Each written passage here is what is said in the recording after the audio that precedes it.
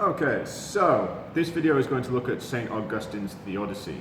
Now, a theodicy is a way of justifying God. That's literally what it means. In the face of the problem of evil, a theodicy is an argument that tries to explain how an omnibenevolent, omnipotent, omniscient, omnipresent God can exist in a world that contains suffering and evil. Now, St Augustine, his theodicy revolves around the concept of free will.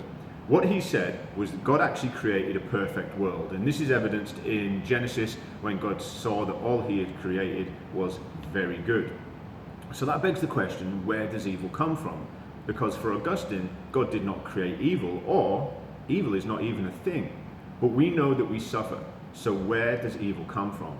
And the answer is that evil comes from us, from man.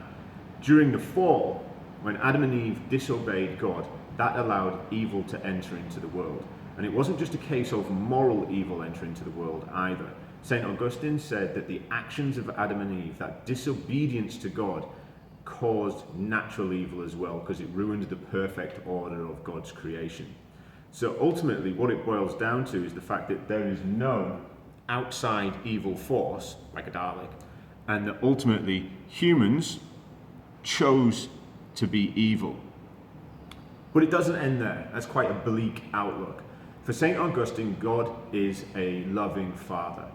And the free will that we have, even though we maybe abused it right at the very start, and that has had flow-on consequences of moral evil, natural evil, and the doctrine of original sin, God, as a Father, must be just and fair, so we are punished because we deserve it. But he also sent Jesus because he is loving, and ultimately, through Christ, according to Augustine, we will find grace and forgiveness and paradise in heaven.